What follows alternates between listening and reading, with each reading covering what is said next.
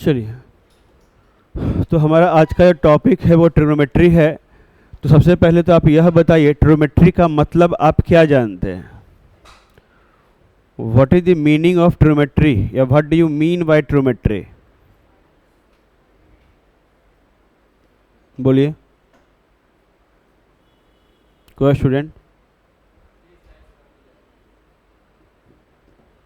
देखिए, ट्रिग्नोमेट्री का मतलब थ्री साइड्स का मेजरमेंट कभी नहीं होता है, ठीक है ना। ट्रिग्नोमेट्री जो है ग्रीक वर्ड है। ट्रिग्नोमेट्री एक ग्रीक वर्ड है जिसका मतलब होता है मेजरमेंट ऑफ एंगल, ठीक है ना। आप किताब वगैरह में पढ़िएगा तो लिखा हुआ रहेगा आपको मेजरमेंट ऑफ एंगल।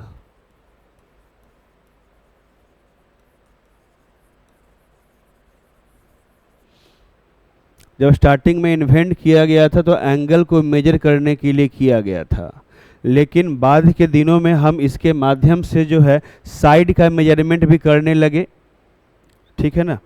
बाद में हम क्या है कि एंगल और साइड के बीच का रिलेशन भी हम इससे निकालने लगे। लेकिन स्टार्टिंग के दिनों में जब इसका इन्वेंशन किया गया था, इस वर्ड का जो मतलब ही था मेजरमेंट ऑफ एंगल, एंगल को कैसे मेजर किया जाए। ट्रिग्नोमेट्री जो है बेसिकली ये राइट एंगल ट्रायंगल के लिए वैलिड है, उसी में सारा काम हम लोग करते हैं। राइट एंगल ट्रायंगल नाम सुने होंगे आप लोग, राइट एंगल ट्रायंगल का। राइट एंगल ट्रायंगल कहते किसको है? हाँ, एक ऐसा ट्रायंगल जिसका एक एंगल अगर 90 डिग्री हो उसे कहते हैं हम लोग राइट एंगल ट्रायंगल। ये बात बिल्कुल क्लियर सी बात है, ठीक, एकदम आसान सा टॉपिक है, आराम आराम समझेंगे बिल्कुल अच्छा हो जाएगा। तो कहने का मतलब क्या है, इस बात को समझिए। जैसे कि यह एक राइट एंगल ट्रायंगल है क्योंकि इसका जो एक एंगल है वह राइट एंगल 90 डिग्री है, इसलिए इसको कहते हैं राइट एंगल ट्रायंगल, ठीक है ना। एक ऐसा ट्रायंगल जिसका एक एंगल अगर 90 डिग्री होता है उसे क्या कहते हैं? Right angle triangle. देखिए ध्यान से, नाम दिया ए, बी और सी, यह एक ट्रायंगल है। राइट एंगल ट्रायंगल में बेसिकली तीन चीज़ें होती है, परपेंडिकुलर, बेस और हाइट। पी बी एच कहते हैं उसको, परपेंडिकुलर, बेस और हाइट, ठीक है ना, हाइपोटेनस। तो इसमें क्या होता है कि बच्चे गलती क्या करते हैं कि इसको P बोल देते हैं, इसको B बोल देते हैं और इसको H बोल देते हैं, ठीक है ना। बोलते तो ठीक है लेकिन ये पूरे तरीके से सही नहीं है। एक बात को आप समझिए कि PBH का डिसीजन कैसे करते हैं वह समझना है आपको। H में कोई दिक्कत वाली बात नहीं है, 90 डिग्री के जो सामने होता है, ठीक है ना, 90 डिग्री के जो सामने का साइड होता है वह हमेशा H कहलाता है, उसमें कोई दिक्कत वाली बात नहीं, ठीक है ना। 90 डिग्री के सामने का साइड क्या कहलाता है? H, हाइपोटेनस, ये H कहलाता है। अब ध्यान से मेरी बातों को सुनिए। अब पी बी का जो डिसीजन है, डिसाइड जो करना है, उसमें क्या कीजिए कि सबसे पहली बात आप कोई एक एंगल के बारे में बात करेगा। वो पी बी निकालना से पहले एंगल के बारे में आपको सोचना किस एंगल के रिस्पेक्ट में बातें की जा रही है। जिस एंगल के रिस्पेक्ट में बातें की जाएगी उसके सामने वाला P कहलाएगा, P for perpendicular, P for perpendicular. तो P मिल गया, H मिल गया, तो ये क्या हो जाएगा? B हो जाएगा। फिर समझिए, शायद मेरी बात आप समझ नहीं पाए होंगे, अब फिर समझिए। जैसे कि मान के चलिए एक ट्रायंगल है यह, फिर से मैं नाम लिखता हूँ A, B और C। तो ये तो ठीक है, आपका 90 है, 90 है, 90 के सामने H कहला जाएगा, इसमें कोई दिक्कत वाली बात नहीं है, ठीक है ना। रही बात यहाँ पे, मैं अब अगर इस एंगल के रिस्पेक्ट में बात करता सामने वाला, इसको बोल देता थीटा, ठीक है ना। अब अगर P और B पूछ रहा है आपसे, तब P और B क्या होगा? हाँ, तो एंगल अगर यह थीटा, इसके सामने का साइड, सामने का साइड यही है ना, तो ये कहलाएगा क्या आपका? P, ये क्या कहला जाएगा? B। तो कभी भी आपसे कोई P और B पूछे तो पहले आप यह पूछ लीजिएगा कि भैया किस एंगल के रेस्पेक्ट में आप बात करना चाहते हो, क्योंकि H में कोई दिक्कत अपने को नहीं है, H हमेशा 90 के सामने वाला ही होगा, दिक्कत हमेशा P और B में ही होना होता है। तो एंगल अगर डिफाइन कर देगा तो पी और बी आप आराम से बता सकते हो। जैसे कि मान के चलिए सपोज डैट ये ए बी और सी यह एक ट्रायंगल है और उसने बोला कि भैया यह 90 डिग्री है, ये 90 डिग्री है, ऐसा बोल दिया उन्होंने। और यहाँ से बोला इस एंगल के रिस्पेक्ट में हमको बताइए, यहाँ अल्फ़ा लिख दिया, थीटा नहीं लिखा, अल्फ़ा लिख दिया। और फिर आपसे पूछा जा रहा है कि भाई P बताओ, B बताओ और H बताओ, PBH, ठीक है ना। तो ये 90 है ना, तो 90 है तो भैया बताइए H कौन सा होगा, BCH होगा, P कौन सा होगा, AC, अल्फ़ा के सामने यह क्या हो जाएगा आपका P हो जाएगा। तो P हो गया, H हो गया, तो अभ्यस से बात है क्या हो जाएगा B। तो क्या PBH निकालने में कोई दिक्कत होगा, नहीं, PBH निकालने में कोई दिक्कत नहीं होगा। इसके बाद जो आप जानते हैं वो आप जानते होंगे, पाइथागोरस थ्योरम पढ़ा होगा आपने 9th क्लास में। PBH में relation between PBH, relation between perpendicular base and height, relation between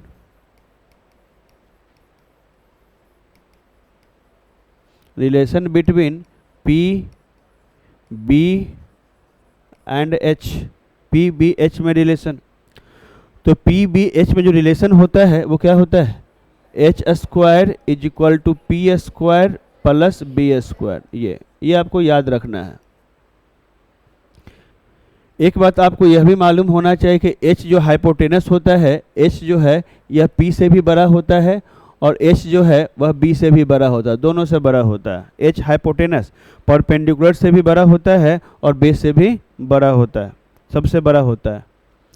कोई अगर पूछ ले आपसे कि P और B में कौन बड़ा है, कोई आपसे पूछ ले कि ठीक है ये तो बता दिया, ठीक है भाई P और B में कौन बड़ा है, तो इसको कह पाना मुश्किल वाली बात, इसको हम नहीं बता सकते हैं। जैसे कि डायरेक्टली हमने यह बता दिया आपको कि H का वैल्यू हमेशा P से बड़ा होगा या H का वैल्यू B से बड़ा होगा, हम ये नहीं बता सकते कि P और B में कौन बड़ा है कौन छोटा है। वो सिचुएशन पर डिपेंड करेगा, वो उस वैल्यू पर डिपेंड करेगा। समझे बात को, और समझे कि नहीं समझे। हाँ, एक बात आप ऐसे बता सकते हो, अगर आपको मालूम चल जाए कि जैसे कि ये एंगल है और ये एंगल है, दो एंगल है, दो एंगल, अगर इसको थीटा 1 कह दिया भाई देवे, देखिए इस बात को भी समझ लीजिए थोड़ा सा आप लोग। देखिए ए है, बी है और सी है, ABC है, ये तो ठीक है 90 है, ठीक है। अगर बाई द वे मान के चलिए कि ये थीटा 1 है, ये थीटा 2 है, ऐसा है, ठीक है। तो देखिए थीटा 1 है और थीटा 2 है, अगर आपको मालूम चल जाए कि थीटा 1 और थीटा 2 में कौन बड़ा है, अगर मालूम चल जाए कि theta 1 is greater than theta 2, अगर ऐसा मालूम चल जाए तो जो एंगल बड़ा होता है उसके सामने का साइड बड़ा होता है। मतलब थीटा 1 अगर बड़ा है तो थीटा 1 के सामने का साइड क्या है, क्या है, थीटा 1 के सामने का साइड क्या है, AB। मतलब AB जो है वह ग्रेटर देन हो जाएगा थीटा 2 के सामने का साइड BC से। ये बात समझ में आया है। एंगल, अगर जो एंगल, इस दोनों में जो एंगल बड़ा है उस एंगल के सामने का साइड दूसरे से बड़ा हो जाएगा। जैसे कि अभी हम इसके और इसके बारे में नहीं बता पा रहे थे वहाँ पर, लेकिन अब जैसे हमको जानकारी मिल गया कि थीटा 1 है और थीटा 2 है, थीटा 1 ज़्यादा बड़ा है, ज़्यादा बड़ा वैल्यू है कंपेयर टू दिस, तो थीटा 1 के सामने वाला साइड बड़ा होगा इसके सामने वाले के साइड से। अगर मान के चलो ऐसा कुछ हो जाता, सपोज डैट अगर थीटा 2 बड़ा है थीटा 1 से, अगर ऐसा होता, थीटा 2 अगर बड़ा है तो थीटा 2 के सामने का साइड मतलब क्या हो जाएगा, यहाँ पर BC का वैल्यू जो है वह AB से क्या हो जाएगा, बड़ा हो जाएगा। ये कोई दिक्कत है यहाँ तक, अरे क्लियर है। चलिए अब थोड़ा हम आगे बढ़ने की कोशिश करते हैं, थोड़ा समझिएगा। जैसे कि हम रिलेशन बिटवीन PBH हमने बताया आपको कि भैया H square is equal to होता है P square plus B square. यहाँ से दो रिलेशन और निकलता है, दो रिलेशन और निकलता है, वह रिलेशन क्या है वह समझिए। तो एक रिलेशन तो यह निकल सकता है यहाँ से कि P square is equal to H square minus B square, और एक रिलेशन निकलता है यहाँ से B square is equal to H square minus P square. Trigonometry के पहले चैप्टर के लिए ये तीनों रिलेशन बहुत ही ज़्यादा इंपॉर्टेंट है, ये बात आप जानते होंगे, ठीक है ना। तो पी बी एच, क्या इसमें कोई दिक्कत है किसी को? मतलब कोई दो दिया रहेगा तो क्या तीसरा आप निकाल सकते हो? आराम से आपका निकल जाएगा। जैसे कि मान के चलिए, अच्छा इसको याद रखने के लिए आप ऐसा रख सकते हैं याद कि जैसे कि h बड़ा है p से और h बड़ा है b से भी, मतलब h सबसे बड़ा है, h क्या है? सबसे बड़ा। तो h सबसे बड़ा है तो ये कैसे मिलता है? दोनों छोटे के स्क्वायर को अगर हम ऐड कर देते हैं, जोड़ देते हैं, तो वह बड़े के बराबर होता है, बड़े के स्क्वायर के बराबर हो जाता है। तो p छोटा है, जैसे कभी कभी यह कन्फ्यूजन यह हो जाता है, मान के चलिए सुनिएगा, कभी कभी कन्फ्यूजन यह हो जाता है कि एच स्क्वायर याद है, पी स्क्वायर और बी स्क्वायर यहाँ याद है। कन्फ्यूजन यह हो जाता है कि बीच में प्लस का साइन होगा या माइनस का साइन होगा। अगर ये कन्फ्यूजन अगर हो जाए तो एच क्या सबसे बड़ा है? तो ये तभी मिलता है जब इस दोनों को हम ऐड कर देते हैं। क्लियर है? अरे क्लियर है? एच मतलब हाइपोटेनस, एच मतलब, पी मतलब, बी मतलब बेस, ठीक है यहाँ तक। चलिए अब आगे की मेरी बात सुनिएगा। जैसे कि क्वेश्चन है, सपोज दैट कहता है P मालूम है 3 एंड B मालूम है 4, तो H क्या होगा? ठीक है, तो P मालूम है, B मालूम है और H पूछ रहा है आपसे, तो हमको ये फॉर्मूला मालूम है, हम इसका यूज करके आराम से हम बता सकते हैं। तो जरा इस फॉर्मूले को यूज करते हैं, तो H square is equal to P square plus B square, 3 का स्क्वायर प्लस 4 का square, H square is equal to 9 plus 16, H square is equal to 25। तब बोलता है H is equal to, square उधर जाता है तो प्लस माइनस रूट अंडर 25 होता है, स्क्वायर उधर जाता है तो प्लस माइनस रूट में जाता है वह। इसका मतलब h का जो वैल्यू है वह क्या आएगा? Plus minus 5। कोई दिक्कत है यहाँ तक? और इस बात को मालूम है कि स्क्वायर उधर जाता है तो प्लस माइनस रूट में होता है, क्या यह बात मालूम है कि नहीं मालूम है आपको? मालूम है ना? तो क्या होना चाहिए? Plus minus 5। तो प्लस माइनस 5 होना चाहिए, बात सही बात है, लेकिन मैं यह बोलता हूँ कि प्लस माइनस 5 नहीं होगा, सिर्फ 5 होगा, माइनस नहीं होगा। ये चीज़ पूछ करके आपको कंफ्यूज करने की कोशिश करेगा सामने वाला, तो इसका अच्छे से पहले कारण समझिए आप। होता क्या है, जैसे कि पी बी एच जो भी बातें हो रही है यहाँ पर, पी बी एच, ये पी बी और एच जो भी बातें हो रही है कि नहीं, तो P जो है देखा जाए, P जो है AB को दिखा रहा है, AB को P दिखा रहा है, BC को B दिखा रहा है और AC को H। तो यहाँ पर PBH जो है वह साइड लेंथ को रिप्रेजेंट कर रहा है। किसको? साइड लेंथ को रिप्रेजेंट कर रहा है। और किसी भी ट्रिग्नोमेट्री में साइड लेंथ कभी भी नेगेटिव नहीं होता है। सुन रहे हैं हम क्या बोल रहे हैं? साइड लेंथ कभी भी नेगेटिव नहीं होता है। अगर ये नॉर्मल इक्वेशन होता X square is equal to 25, तो x is equal to plus minus root under 25 लिखते और x is equal to plus minus 5 लिखते, हमको कोई दिक्कत नहीं होता। लेकिन यह नॉर्मल इक्वेशन नहीं है, ठीक है ना।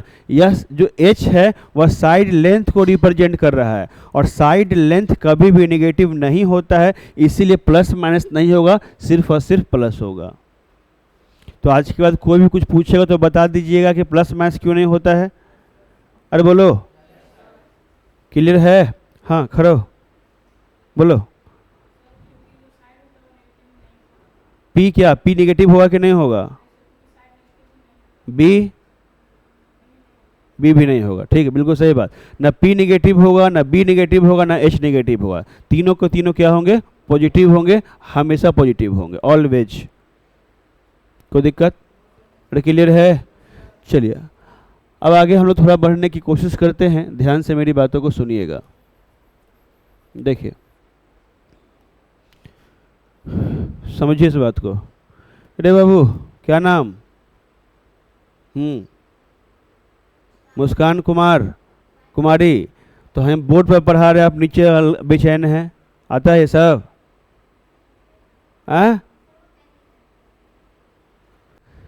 चलिए, यहाँ तो कोई दिक्कत आपको नहीं है।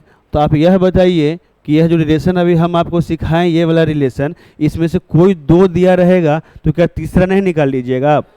इसमें कोई दिक्कत है आपको? तो पी बी एच में से कोई दो दिया रहेगा, तीसरा निकाल लेना है।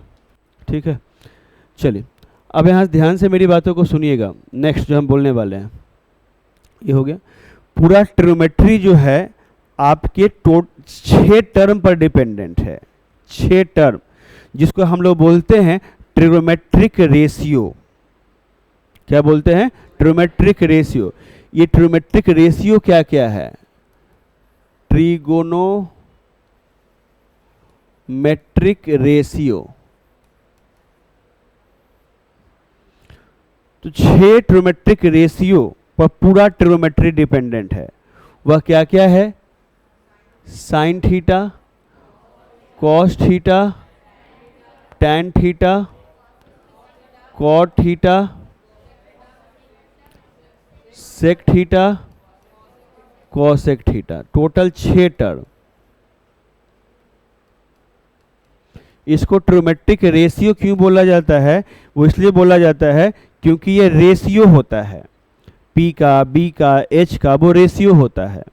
जैसे कि sine theta is equal to होता है P अपॉन H, तो ये परपेंडिकुलर और हाइपोटेनस का रेशियो है। उसी प्रकार कॉस थीटा क्या होता है? B अपॉन H, यह बेस और हाइपोटेनस का रेशियो है। Tan theta P upon B, है ना? Cot theta B upon P, sec theta H upon B, cosec theta P। यही है आपका A, B और C। ये आपका थीटा है, ये आपका P है, ये आपका B है, और ये क्या है आपका H। ये है आपका। क्या बात समझ में आया है? तो इसको ट्रिग्नोमेट्रिक रेशियो क्यों बोलते हैं, समझ में आया है? क्योंकि यह परपेंडिकुलर बेस हाइपोटेनस का रेशियो होता है, इसलिए इसको बोला जाता है ट्रिग्नोमेट्रिक रेशियो। जब आप आगे बढ़िएगा, मतलब कि 11th क्लास में जब जाइएगा, तो इसका एक और नाम लोग बताएंगे वहाँ पर, वहाँ बोलते हैं ट्रिग्नोमेट्रिक फंक्शन, या कहीं कहीं लिखा हुआ मिलेगा ट्रिग्नोमेट्रिक फंक्शन।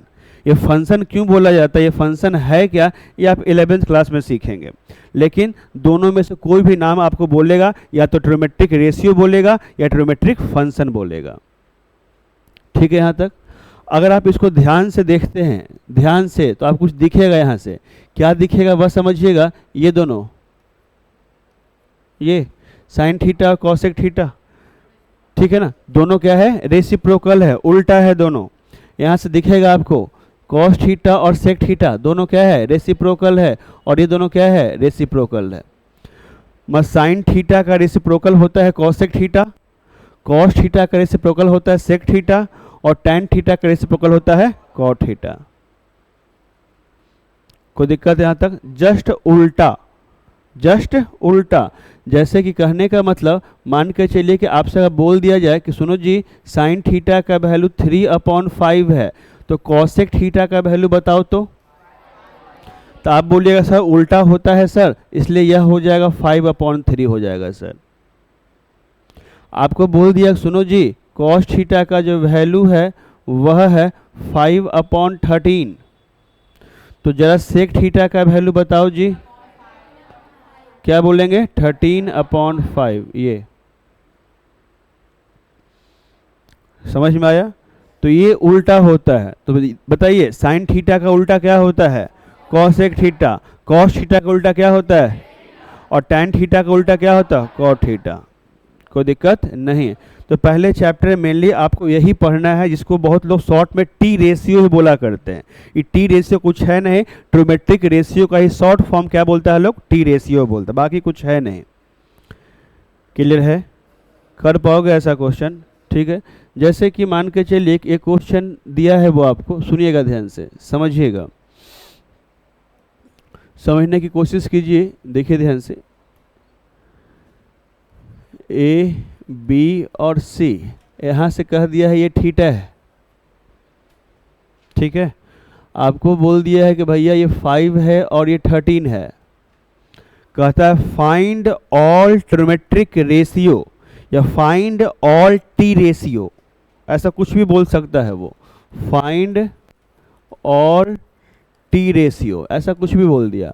तो आपको यह मालूम होना चाहिए कि टी रेशियो का मतलब वो 6 जो ट्रिमेट्रिकल रेशियो है वह निकालने की बात कर रहा है, sine cos tan cos sec cosec निकालने की बात कर रहा है। क्लियर है ये? तो अब भैया करना कुछ नहीं है, आप जानते हैं कि अगर आपको साइन थीटा निकालना है, साइन थीटा, तो आप फॉर्मूला जानते हो क्या होता है, P अपॉन H होता है। कॉस थीटा निकालना है B upon H, sec theta sorry tan theta P upon B। मतलब इसको निकालने के लिए आपको PBH की आवश्यकता होगी। तो PBH, तो अब पहले बार उस डायग्राम को देख के सबसे पहले आपको PBH मालूम होना चाहिए कि कौन P है, कौन B है और कौन H है। तो सबसे पहला काम आप यह कीजिए, बताइए कि इसमें P कौन सा है, BC। ये बात क्लियर है कि BC P है। कैसे? एंगल के सामने का साइड है, इसलिए क्या हो गया, ये P हो जाएगा P। ये H, क्यों 90 डिग्री के सामने है, ये H। तो आपको P मालूम चल गया, आपको H मालूम चल गया। आपको नहीं क्या मालूम है, B नहीं मालूम। अगर B मिल जाता तो काम हो जाता, तो B मिल जाता तो काम हो जाता। तो आप जानते हो कि B square is equal to होता है क्या, H square minus P square. इस रिलेशन को याद करने में दिक्कत है नहीं। अब यहाँ से वैल्यू आप पुट कर लीजिए, तो भैया B square is equal to H, 13 का स्क्वायर 169 और 5 का स्क्वायर 25। मतलब यहाँ से आ जाएगा B square is equal to 144 आ जाएगा। तो B इज इक्वल टू कितना आ जाएगा, 12। तो इस प्रकार आपको P मिल गया, B मिल गया और H मिल गया। अब कुछ भी बोलेगा तो आप आराम से निकाल सकते हो, हाँ या ना। मतलब यहाँ से क्या हो गया आपका, समझिए P अपॉन H कितना, 5 upon 13, B upon H 12 upon 13, P upon B 5 upon 13, ये हो गया। अच्छा 5 अपॉन 12 होगा, चलिए 5 अपॉन 12 कर दिया। कोई दिक्कत है इसमें, किसी को दिक्कत है? अगर बाय द वे सामने वाला बोल देता कि भैया मेरे कॉसेक थीटा निकालो 13 अपॉन 5, कोई बोलता सेक थीटा निकालो 13 अपॉन 12, कोई बोलता कॉट थीटा निकालो 12 अपॉन 5, तो क्या इस सब में कोई दिक्कत होगा? कोई दिक्कत नहीं होगा। इतना कहानी सुनाने के बाद कभी कभी क्वेश्चन ऐसा बोल देता है हमसे कि find sine theta plus cos theta upon sine theta minus cos theta, ऐसा बोल देता है। मतलब ये कहानी सुना दिया, कहता फाइंड, ये फाइंड करके बताओ। तो करना कुछ भी नहीं, सबसे पहले इस डायग्राम के माध्यम से पहले आप साइन थीटा निकाल लीजिए, कॉस थीटा निकाल लीजिए। जो भी साइन थीटा कॉस थीटा आप निकालते हैं, निकालने के बाद क्या कीजिए, आप उसको इसमें पुट कर दीजिए, इसको इसमें पुट कर दीजिए। आप मतलब कहने का मतलब पुट कर दोगे तो क्या आ जाएगा, साइन थीटा कितना है रे भाई, 5 अपॉन 13, कॉस थीटा कितना है 12 अपॉन 13, साइन थीटा क्या है 5 अपॉन 13 माइनस कॉस थीटा क्या है 12 अपॉन 13। ये मतलब कि यहाँ से क्या हो गया है, 13 एलसीएम हो गया, तो क्या आ गया 5 प्लस 12। यहाँ से क्या आ गया 13 एलसीएम हो गया 5 माइनस 12, 13 कट गया, कितना आ जाएगा 17 अपॉन 7। तो इसका फाइनल आंसर आ गया। क्या हो गया, ऐसा किसने बोल दिया? बात क्या है कि लिखने का जो तरीका है उस बात को समझिए। ये तीनों सब सेम ही चीज़ है। अगर ऐसा है माइनस ए अपॉन बी, यह भी सही है, ये भी सही है और ये भी सही है, तीनों बराबर है। तीनों में से कभी भी कहीं भी कुछ भी लिखा हुआ दिख सकता है आपको। समझ गए। बहुत जगहों पर ऐसा बोला जाता है कि स्टैंडर्ड फॉर्म है कि नीचे माइनस नहीं होता है, लेकिन बहुत जगहों पर आपको ऐसा भी दिखेगा, तो कोई गलत नहीं, तीनों का मतलब सेम ही है। मतलब कि अगर मैं यहाँ पे लिखूँ -2/3, इसको मैं लिख सकता हूँ 2/-3, और इसको मैं लिख सकता हूँ -2/3। ठीक है ना, तो ऐसा लिख सकते हैं, कोई दिक्कत वाली बात नहीं है। तो आंसर यह भी सही है, और आंसर देखा जाए तो यह भी आप लिखेंगे -17/7, यह भी सही है। या आप अगर माइनस बीच में लिख करके ऐसा भी लिखेंगे तो भी सही है। क्लियर है यहाँ तक? कोई दिक्कत है? तो क्या इस टाइप का क्वेश्चन आपसे हो पाएगा? ठीक, तो फटाफट जल्दी से लिखिएगा, जल्दी से।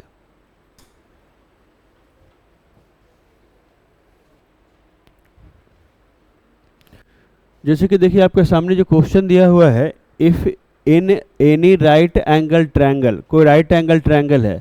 सबसे पहला काम, अगर स्टेटमेंट टाइप का क्वेश्चन है तो पहले इसकी मदद से पहले आप डायग्राम बनाइए। तो डायग्राम बनाइए, आप देखिए ध्यान से डायग्राम ये। तो यहाँ पे क्या बोलता है, ट्रायंगल ABC है जिसमें एंगल B पर 90 डिग्री, तो एंगल B यहाँ पर 90 डिग्री, ये 90 डिग्री। इसका मतलब ऑब्वियस सी बात है A और C यहाँ पर होगा, हाँ या ना? डायग्राम में कोई दिक्कत है? अब इसमें डेटा क्या दिया है, AB दिया हुआ 3 सेंटीमीटर, ठीक है, BC दिया हुआ 4 सेंटीमीटर, और कुछ कुछ निकालने की बात कर रहा, tan C निकालना है और tan A निकालना है। तो सबसे पहली बात तो मैं ये कहना चाहता हूँ कि क्या यहाँ से हम लोग H निकाल सकते हैं क्या? H निकाल सकते हैं? निकाल सकते हैं, तो H निकालिए। तो H जब निकालिएगा तो H is equal to, formula आप जानते हैं, √P² + B²। तो जब इस वैल्यू को पुट कीजिएगा तो जानते हैं कितना आ जाएगा, ये 5 आ जाएगा। H मिल गया। रही बात P और B, तो P और B अभी नहीं बता सकते हैं। अब ध्यान से सुनिए, इस क्वेश्चन को बनाना है अपने को। तो बात किया जा रहा है tan C को लेकर के। tan C, पहला है tan C। तो tan C के लिए हम tan, जहाँ tan लगा हुआ होता है, तो tan का जो फॉर्मूला होता है वह होता है P/B। अरे होता है क्या? तो फॉर्मूला होता है P/B। तो tan C, तो एंगल C ये वाला है, तो अगर ये एंगल C है, इसके सामने जो है ये कैसे काम करेगा, परपेंडिकुलर का काम करेगा। अरे हाँ या ना? इस एंगल के सामने परपेंडिकुलर कौन है, AB। मैं कहने का मतलब AB हो जाएगा अपॉन क्या हो जाएगा, BC। क्या यह बात समझ में आया है? अरे बोलो। इसका मतलब यहाँ से क्या आ जाएगा, AB 3 है और BC कितना हो गया, 4। मतलब इसका answer tan C equal to क्या आ गया, 3/4। अगर हम यहाँ से बात करते हैं tan A के बारे में, tan A, तो tan लगा हुआ है तो हम जान रहे हैं कि यहाँ भी P/B ही होने वाला है, लेकिन P क्या होगा, B क्या होगा, यह पता करना जरूरी। तो tan A, तो A तो ये है ना, इसके सामने कौन, ये ना P है, इसके सामने कौन है, BC। इसका मतलब P का काम कौन करेगा, BC, और B का काम कौन करेगा, AB। इसका मतलब इसका आंसर क्या आ जाएगा, BC।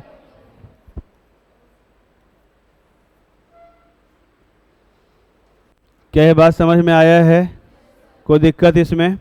चलिए, अगर समझ में आया तो फिर से अब इस क्वेश्चन को देखिए, ताकि फिर से आपका कॉन्सेप्ट अच्छे से क्लियर हो सके। समझिएगा ध्यान से। जैसे कि ये राइट एंगल ट्रायंगल है, ठीक है, सुनिएगा, बोर्ड पर देखिए। क्वेश्चन बनाने के लिए बहुत सारा है, वो क्वेश्चन बनाने के लिए दिया जाएगा, आपको बना कर लाना है। If in any right angle triangle ABC angle A 90 degree है, ABC में एंगल A 90 डिग्री है, मतलब ऑब्वियस सी बात है ये वाला A का काम करेगा, A 90 है ना, A 90 हो गया। BC, तब ये अगर A है तो ऑब्वियस सी बात है ये क्या हो जाएगा, BC, ये BC हो गया, ABC। डायग्राम बनाना इम्पॉर्टेंट है, डायग्राम समझना इम्पॉर्टेंट है, कि बहुत सारा बच्चा क्या करता है कि जहाँ ABC बोल रहा है तो इसको हमेशा बोल देगा भाई 90 डिग्री हमेशा B पे बनेगा सर, जबकि ये गलत बात है। हमेशा यहीं पर B नहीं होगा, वो डिपेंड करता है सिचुएशन पर और क्वेश्चन पर। और समझें, इसलिए डायग्राम बनाना इंपॉर्टेंट है। तो क्या यह डायग्राम जो बनाया गया है इसमें कोई दिक्कत है आपको? No sir. अब सुनो ध्यान से, ए बी 5 है, मतलब ये 5 दिया हुआ है, बी सी 13 है और ए सी कितना है? 12 है, ऐसा है। अब यहां से देखिए क्या है, साइन बी, साइन, तो जहां साइन है तो साइन का मतलब होता है P अपॉन H, टैन का मतलब होता है P अपॉन B, कॉस का मतलब होता है B upon H, B upon P। क्या इतना लिखा था, कोई दिक्कत है?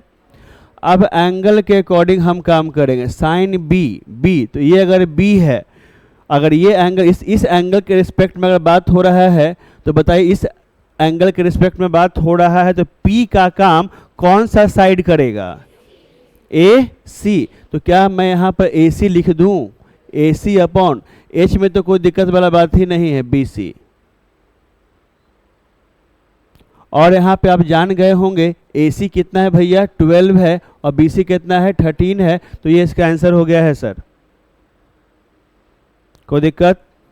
फिर सुनिए, यहाँ tan b है तो b मतलब फिर से इसी के लिए b के लिए, तो b के लिए आपको चाहिए ऊपर में क्या लिखा है? ये p है ना, सॉरी p है, ये p अपॉन b है, ठीक है, p अपॉन b है, p अपॉन b। तो बताइए इस एंगल के लिए p का काम कौन करेगा? AC। और b का काम कौन करेगा? AB। ऐसा आ गया, मतलब AC कितना? 12 अपॉन 5। कोई दिक्कत आपको? चलिए, कॉस C, तो कॉस C मतलब अब आपको इस एंगल के रिस्पेक्ट में काम करना है, इस एंगल के रिस्पेक्ट में, ये एंगल। तो भैया B अपॉन H चाहिए आपको, तो बताइए इस एंगल के लिए B का काम कौन करेगा? B का काम AC। ये बात क्लियर है? इसमें कोई दिक्कत, ये तो हमेशा H ही रहने वाला है। तो इसके सामने ये P है, तो ये P है, ये H है, तो हमेशा बेस ही ना होगा भाई। इसका मतलब क्या लिखेंगे आप यहाँ पर? AC अपॉन क्या लिखेंगे? BC। इसका मतलब AC कितना है आपके पास? BC कितना है आपके पास? 13। ये हो गया। दिक्कत में है आप? अब यहां से देखिए, कॉट C है रे भाई, कॉट C, फिर B अपॉन P चाहिए, तो इसके लिए B का काम कौन कर रहा था? AC। तो ये हो गया AC, P का काम AB। इस प्रकार क्या आ गया? 12 अपॉन 5। ये बोलिए, कोई दिक्कत? कर पाएंगे ऐसा क्वेश्चन? अरे बोलो, लिखिए फटाफट लिखिए, जिनसे नहीं हो पाया था फटाफट लिखे।